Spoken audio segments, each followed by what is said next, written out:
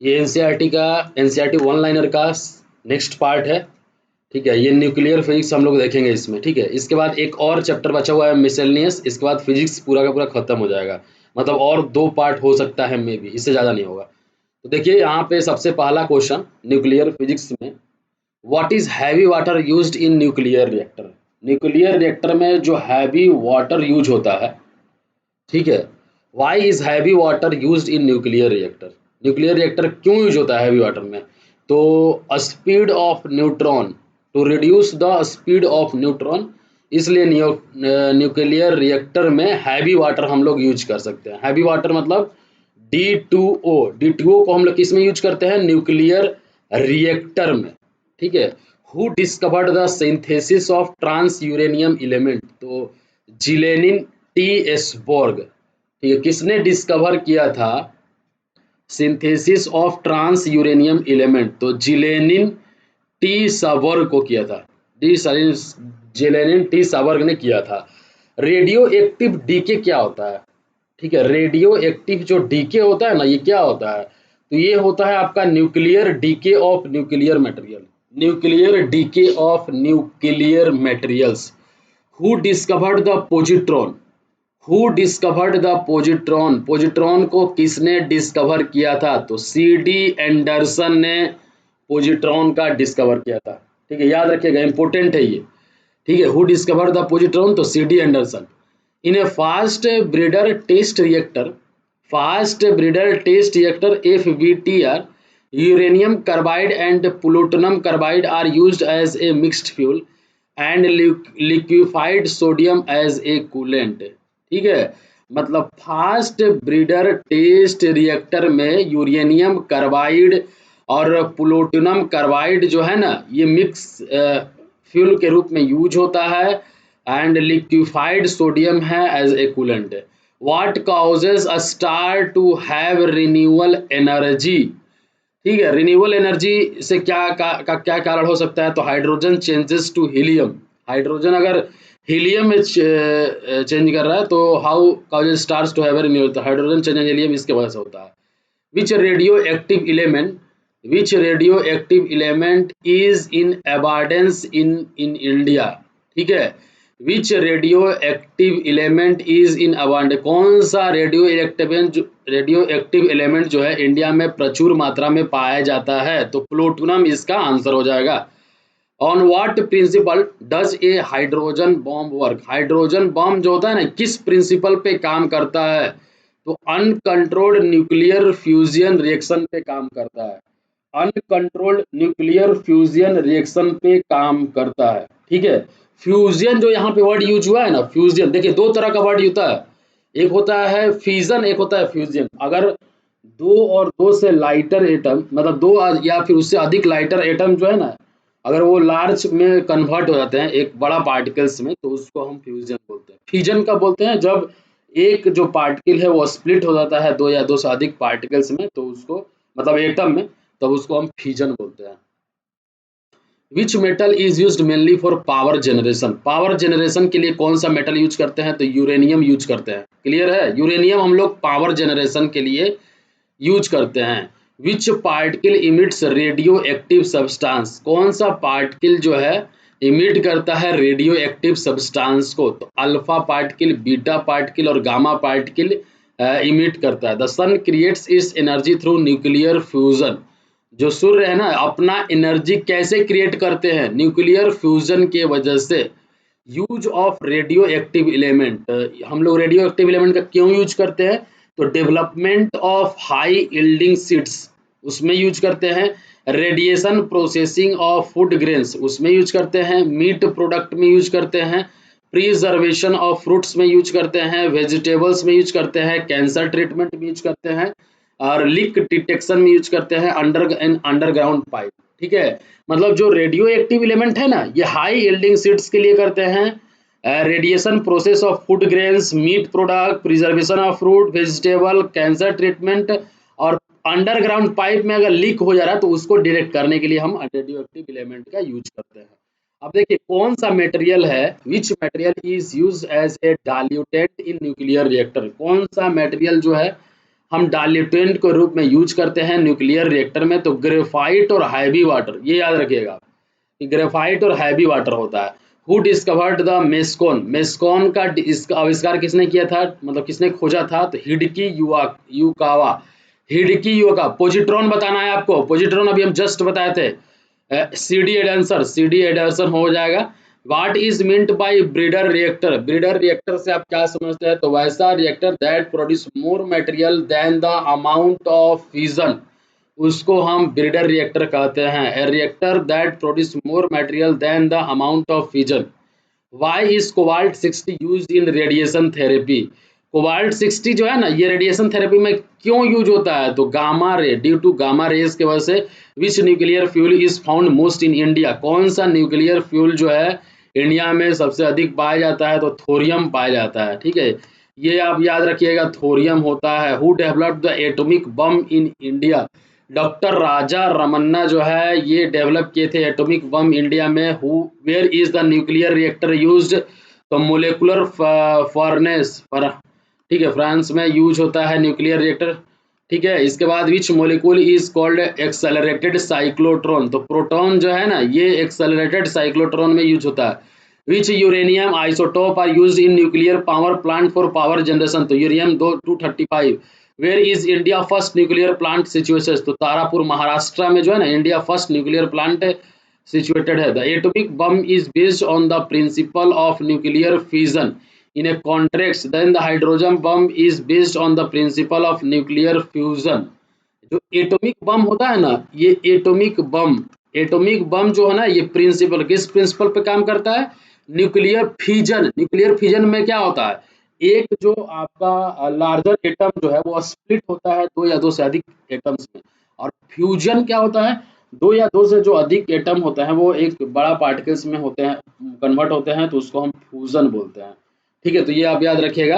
Which nuclear plant of India is located in seismic belt, कौन सा nuclear plant जो है ना वो सेस्मिक बेल्ट में सिचुएटेड है, ठीक है, लोकेटेड है, तो नरोरा का हेट्रोजेनियस सेस्मिक बेल्ट है, बुलंदशहर उत्तर प्रदेश में।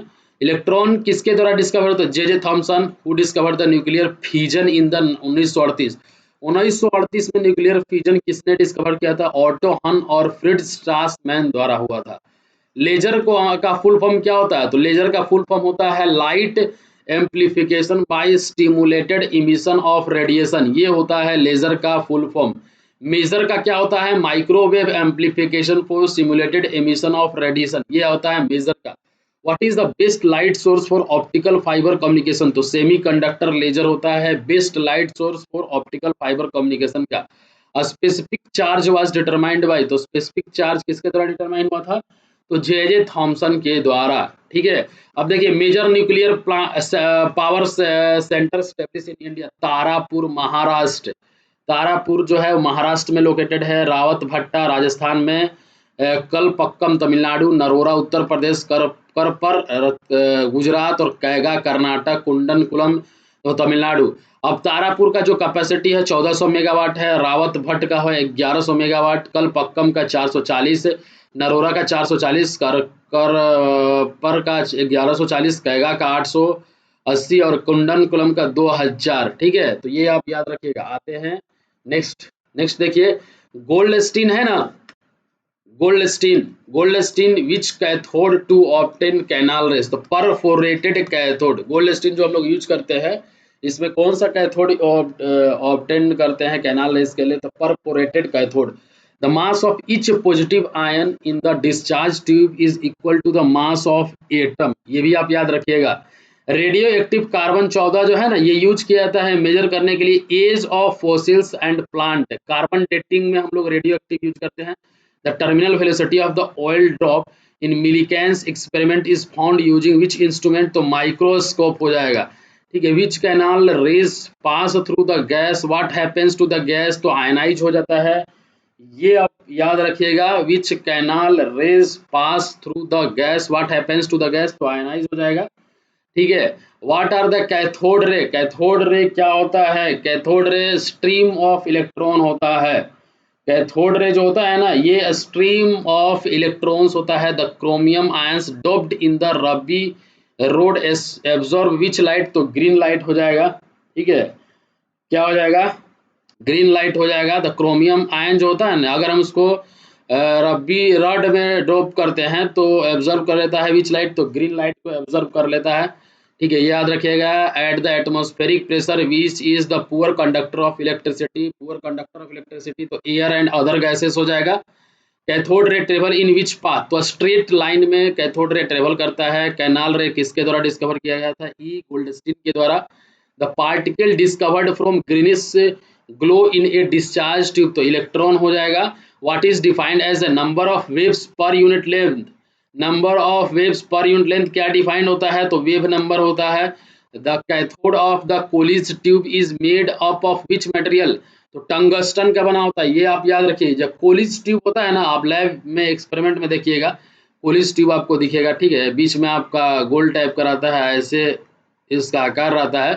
ठीक है, तो इस टाइप का जो कोलिज ट्यूब होता है, ये हम लोग लैब इक्विपमेंट में यूज करते हैं। तो कोलिज टैब ट्यूब जो है ना, ये किससे बना होता है, ये किसका बना होता है, तो टंगस्टन का बना होता है। हार्ड एक्सरे क्या है, हार्ड एक्सरे है, हार्ड एक्सरे के पास क्या होता है, हाई फ्रीक्वेंसी होता है, हाई एनर्जी होता है, हाई पेनेट्रेटिंग पावर होता है। X-ray are which type of wave, तो एक्सरे कौन सा वेव है, तो इलेक्ट्रोमैग्नेटिक वेव है। What is use to determine the wavelength of X-ray, तो ब्रैग्स स्पेक्ट्रोमीटर हम लोग डिटरमाइन करते हैं वेवलेंथ ऑफ एक्सरे का। Which law was helpful in determining the atomic number of rare earth element, तो मोसलेस लॉ होता है। मतलब कौन सा लॉ हेल्पफुल होता है डिटरमाइनिंग के लिए atomic number of rare earth element, तो Moseley's law. The colour of light that emerges from the ruby laser, तो रेड हो जाता है। The reason why laser is use in brain and eye surgery, तो it steals small blood vessels they cut through, ये आप याद रखिएगा। Holography is the process of producing three dimensional images by laser, holography जो होता है ना, ये प्रोड्यूस करने के लिए होता है the three dimensional images by laser. अब देखिए यहाँ पे, the crystal use in Bragg's spectrometer to diffract X rays is, तो सोडियम क्लोराइड क्रिस्टल हो जाएगा। ठीक है, इसका आंसर क्या हो जाएगा, the crystal used in Bragg's spectrometer to diffract X-ray, तो इसका आंसर हो जाएगा sodium chloride crystal. Which ray are use to destroy tumours very deep inside the body, तो हार्ड एक्सरे, याद रखिएगा हार्ड एक्सरे के पास क्या होता है, हाई फ्रीक्वेंसी होता है। Hard X-ray high frequency, high energy, high penetrating power होता है, ये भी आप याद रखिएगा। Wavelength of X-ray depends upon, X-ray का जो वेवलेंथ होता है ना, किस पे डिपेंड करता है, तो kinetic energy of the electron producing them, उस पे डिपेंड करेगा। Optical pumping is use to produce, optical जो पंपिंग होता है ना, क्या प्रोड्यूस करता है, तो पॉपुलेशन इन्वर्सन को प्रोड्यूस करता है। As per the electromagnetic theory an accelerated electric charges radiates energy in the form of electromagnetic wave। ठीक है, the charges of helium atom is equal to twice the charge of an electron, जो helium atom का जो charge होता है ना, ये किस पे डिपेंड करता है, तो twice the charge of electron पे डिपेंड करता है। ये आप याद रखिएगा, इलेक्ट्रॉन का जो चार्ज है ना, उसका दोगुना होता है। Who suggested that an atom is a sphere of positive charge and electron are embedded in, तो जे थॉमसन ये किए थे। Photon produced by stimulated emission is called, तो सेकेंडरी और स्टिमुलेटेड बोलते हैं। When cathode ray pass through the gas, अगर cathode ray जो है ना, वो अगर गैस से पास करेगा तो वो क्या करेगा, गैस को आयनाइज कर देगा।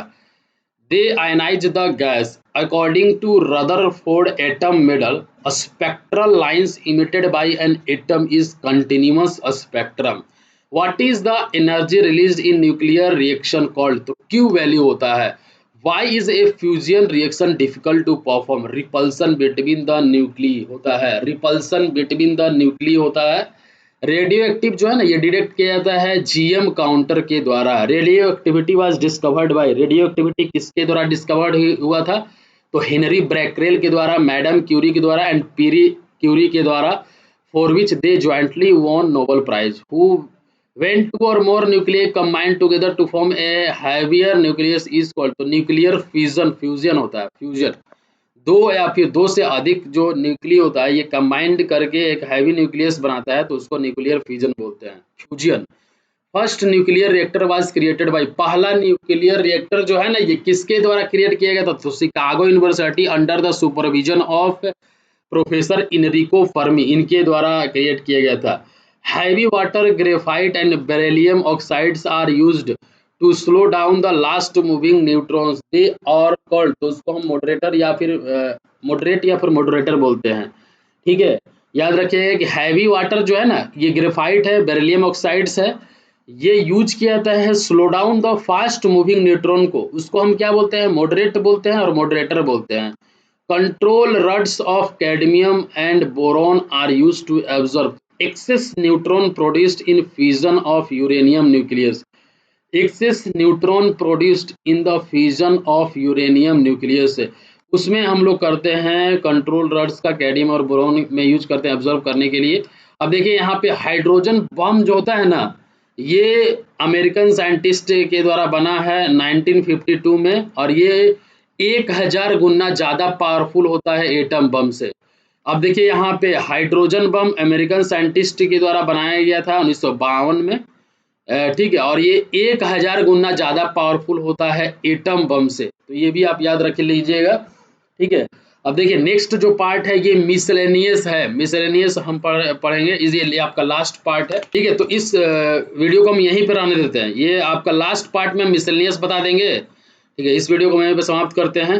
वीडियो को जरूर देखिए, बहुत ही ज़्यादा फायदा होगा, और बिना लाइक किए मत जाइए। अगर आपको वीडियो लास्ट तक देखते हैं अच्छा लगता है तो जरूर एक लाइक का बटन दबाइए, इससे थोड़ा सा मतलब एनर्जी महसूस होता है कि हाँ आप लोग पसंद कर रहे हैं कंटेंट को। ठीक है, तो बस वीडियो को यहीं रहने देते हैं। Thank you for watching this video, have a nice day.